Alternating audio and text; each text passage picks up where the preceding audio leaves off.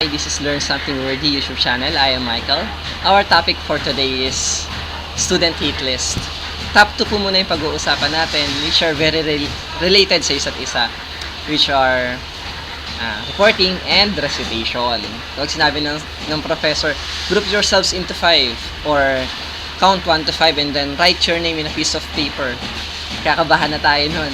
We're hoping na sana hindi ko yung number 1, sana pang last tayo or pang gitna tayo.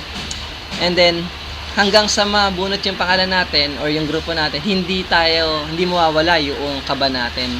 At pag nabunot yun, ang unang ginagawa natin, tinitingnan natin yung calendar. Tinatansya natin, kailan ba tayo? Tatansyahin natin, next week ba tayo or next month pa? So, habang hindi natatapos yung report na yon, hindi ka na rin napapalagay. Kinakabahan ka na. Likewise, dun din sa oral recitation. Halimbawa, sinabi ng professor, next week may oral recitation tayo. So, pag-aralan niyo yung lesson ng ganito, ganyan. Kahit na kumakain ka, naglalakad ka, naglalaro ka, meron sa kalooban tsaka sa isip mo na unrest. Parang hindi ka mapalagay kahit na gusto mong mag-relax. Hindi ka ganun makapag-relax fully the way you want it to be.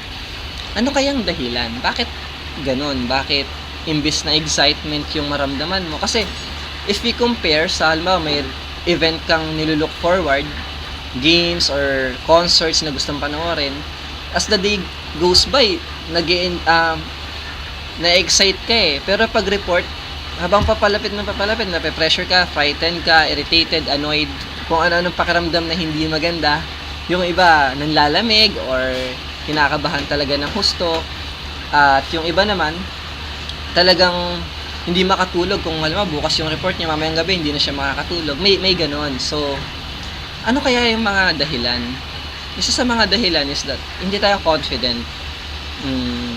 Parang hindi tayo naniniwala sa sarili natin na kaya nating i-deliver ng maayos yung report natin. Parang hindi natin kayang humarap sa harap ng maraming tao. Yes, sa circle of friends natin, kaya natin makipag-usap. Pero kapag sinasabi na natin na 50 persons yung makikinig sa'yo, parang nahihirapan ka na doon. Ayaw mo na ng ganon. Nakakatakot na yon. Isa rin kasi sa mga dahilan doon is that takot tayong mapahiya sa harap ng mga tao. Pero syempre, di ba? Sino ba naman gustong mapahiya sa harap ng mga tao?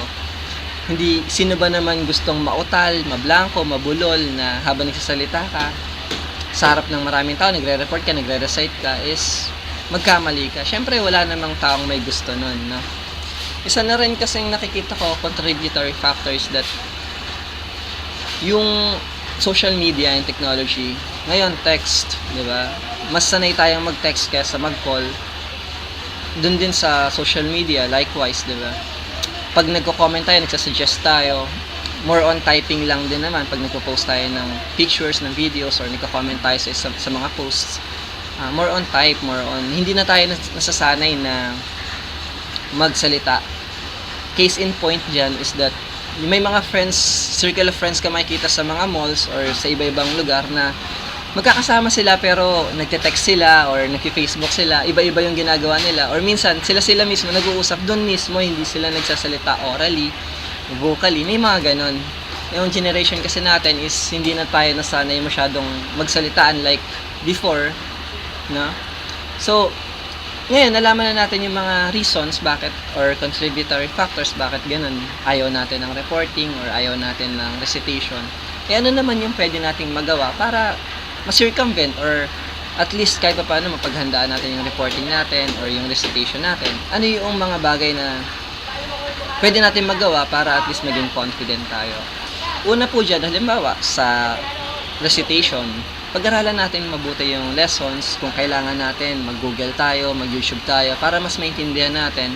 And gawa tayo ng mga anticipation, ano kaya yung pwede nating, or pwedeng itanong ng professor. Kung may mga itemized or bulleted na kailangan kabisaduhin, hindi lang basta kabisado natin. Ang gawin natin is maintindihan natin dapat. Para kung tanungin tayo halimbawa, sige, what is ethics? O what is amoral? What is moral? Alam mo, hindi lang yung meaning, hindi mo lang kabisado yung meaning, pero likewise, kaya mo rin ipaliwanag yung meaning na yon, kaya mo magbigay na examples. Ganon din naman sa reporting, do some research. Ang normally kasi ginagawa ng estudyante ngayon is that kapag nagpapaserox ng chapter 1 or chapter 2, isang chapter ng book, i-disseminate na nila yon, separate, isang page sa'yo, dalawang page sa kanya, etc. Tapos doon ka na lang nagbabase sa papel mo na yon, hindi ka na nagre-research. Kaya minsan kapag ka tinanong ng prof, ano to, paano yan? Sir, yun lang po yung nasa libro mali na yon, di ba? So, doon ka na magkukulang. Kailangan talaga well knowledgeable tayo doon sa report natin, doon sa dinidiscuss natin. Also, para maging confident tayo pag nasa harap na, practice it aloud. Gawa tayo ng outline, ng pagkakasunod-sunod ng ideas kung paano mo ipapasok, na parang storytelling lang, may simula, may gitna at may katapusan, para at least alam mo kung ano yung ipapasok mo na ideas, paano mo sisimulan, paano mo rin naman tatapusin.